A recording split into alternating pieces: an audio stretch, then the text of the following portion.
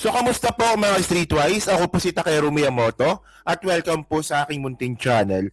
So mga kababayan, nagsalita na nga po itong si Bulldog, si Rodante Marcoleta. So ang sabi niya nga po, siya daw po ay open na tumakbo bilang Vice Presidente sa 2028 elections at ang kanyang katandem daw ay si Sara Duterte.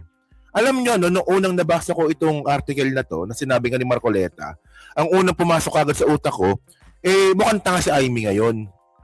Di ba? So, ang dami pong ginawang katarantaduhan ni Amy na umabot na nga po na pinagkanulo niya na nga po yung kanyang buong pamilya. Pati po yung tatay niya na binastos-bastos ni Sara Duterte, wala siyang ginawa para sa politika po na yan. Ang ending naman pala, hindi naman pala siya ang posibleng maging katandem ni Sara sa 2028. No? So, kaya naman pala mga kababayan, no, may bali-balita na ito si Amy Marcos,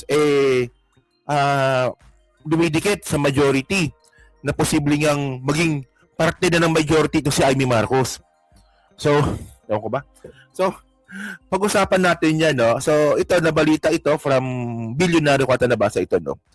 So, sabi dito, okay, too early for VP bid talks, says Infant Marcoleta amid 2020 speculations. Ayan lang po yung nakalagay sa headline, pero basahin natin to ha.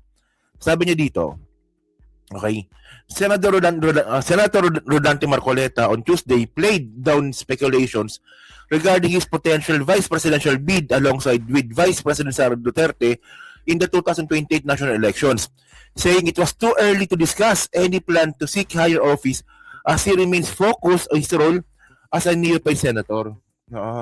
Palusot niya lang po yan, pero sa bandang huli, inamin niya rin pala na gusto niya.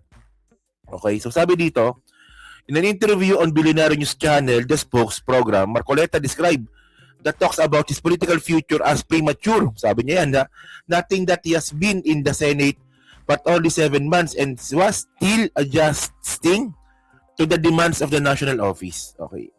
So sa bandang baba, basahin na natin sa bandang baba, no? Sabi niya dito, to. Yan, sabi niya dito, still Marcoleta underscored that no discussion or commitments have been finalized, adding that several personalities could potentially strengthen Duterte's slate. So mukhang posibleng ang candidate si Marcoleta dito. Napalakasin nga po yung Duterte's slate. Actually, totoo yan. So sabi pa dito, maraming hindi tayo pwedeng particularize, particularize, sabi niya. He said declining to name other possible contenders.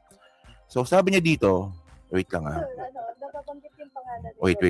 Sabi niya dito, ito pala, nakita ko na. Okay, nakita ko na pala. So sabi niya dito, no, kung halimbawa naman, ang developments ay pointing towards that direction, sa pagiging vice presidente, at saka maraming tao ang nag-advocate, alam nilang marami tayong magagawa, sino naman ako na hindi titingnan ang possibility, he said.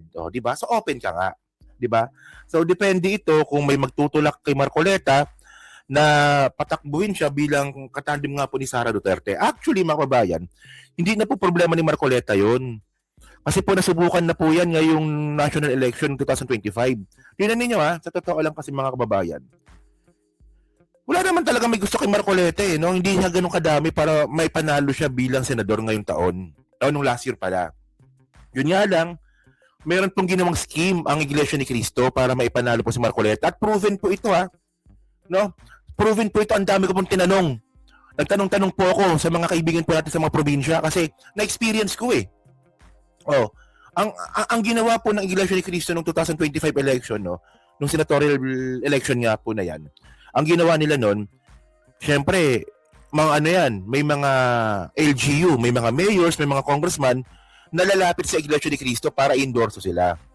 So ngayon, ang bargain ng Iglesia ni Cristo sa mga lokal nila, kung sige, endorso namin kayo, walang problema yan.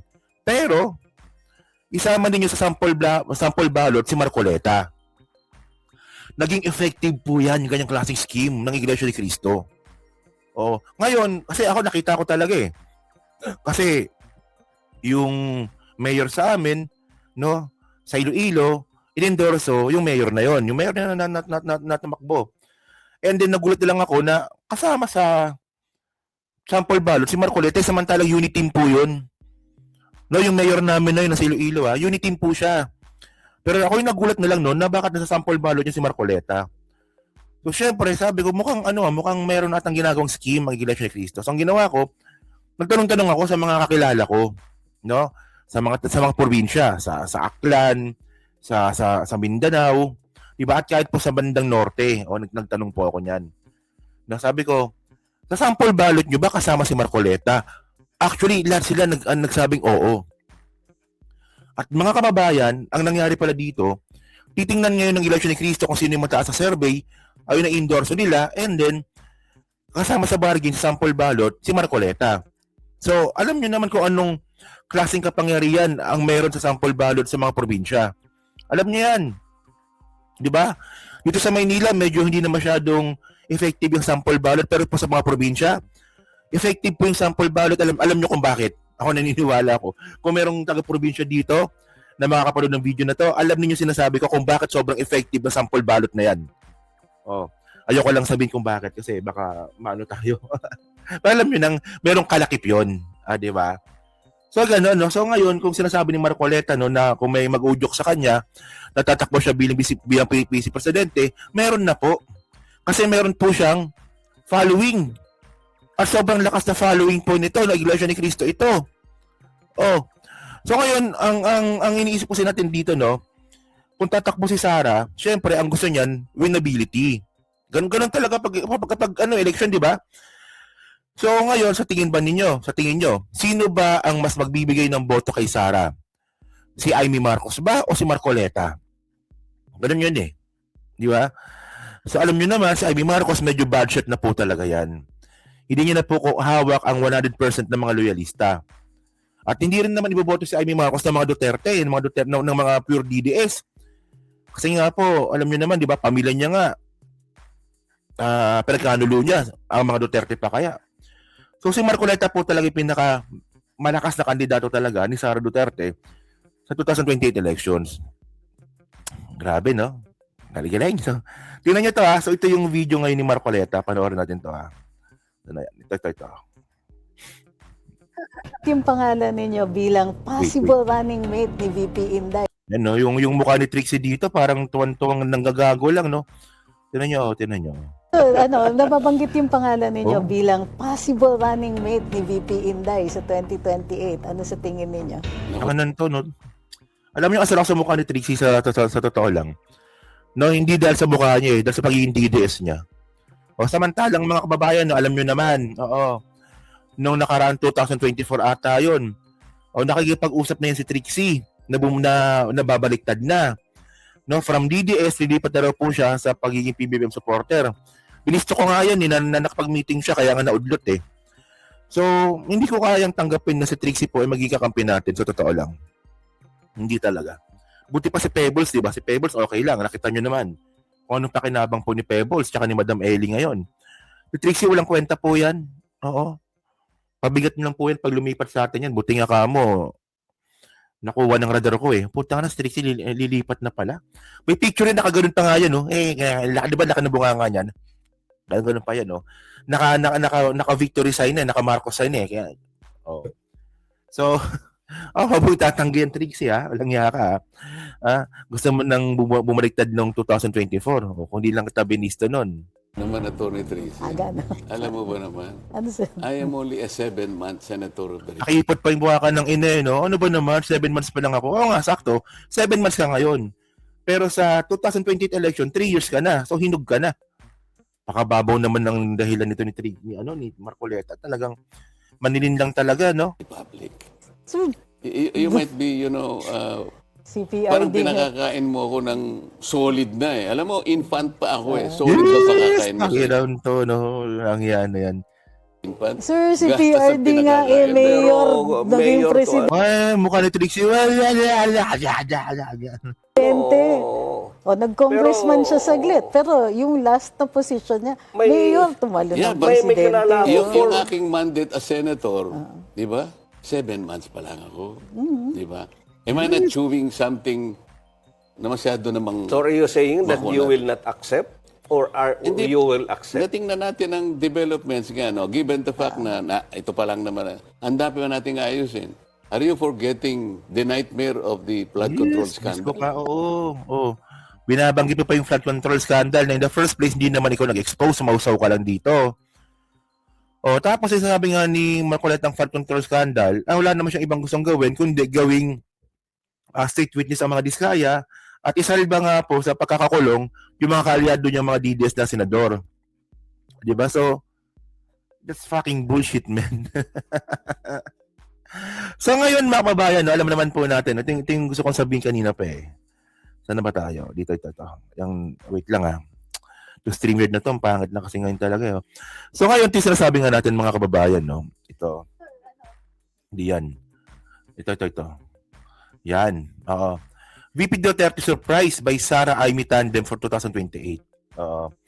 So alam naman po natin no, na may nagsusulong pa rin talaga niyan, sa totoo lang. Pero hindi sila ganun kadami. Pero may nagsusulong din po talaga na mayroong gusto na si Amy Marcos po ang maging vice presidente nga po ni Sara. Or vice versa. Di ba alam niyo naman si Amy, ano yan, putang na yan, gagaga yan eh. Di ba? Kaya niyang ipagkanulo, kaya niyang siraan ang kanyang sariling pamilya para lang po sa kanyang ambisyon politikal. Alam niyo naman ginawa niya, di ba? Nung sinabi ni Sara Duterte na yung tatay niya tatapos sa West Philippine Sea. Putay, sagot lang ni Amy Marcos, ay ano ba yan, kaloka. Ganun lang, wala man lang. Samantalang yung kapatid niya, no, putang na, pinagbintangan niyang adik. Galit na galit sa kapatid niya, pero si Sara hindi niya makondina. Gaga nga, no? Para lang sa politika.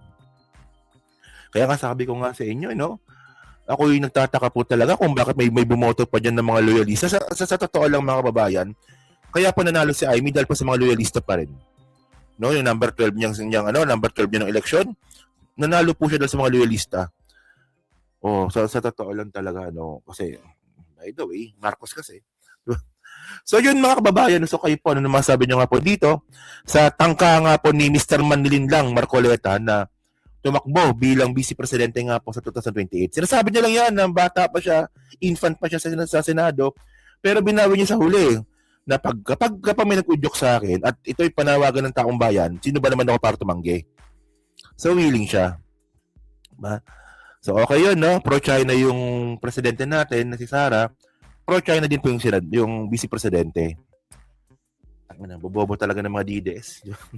So yun mga kababayan, so kayo po naman sabi nyo nga po dito, so pa-comment lang po sa baba at binabasa ko pong lahat yan. At syempre, dyan po sa Team Replay, so pa-like, pa-subscribe, din makalubusan, pa-share po ng content natin ngayon. So thank you mga kababayan, kita na lang ulit tayo sa susunod nating content. So thank you, salamat and babush.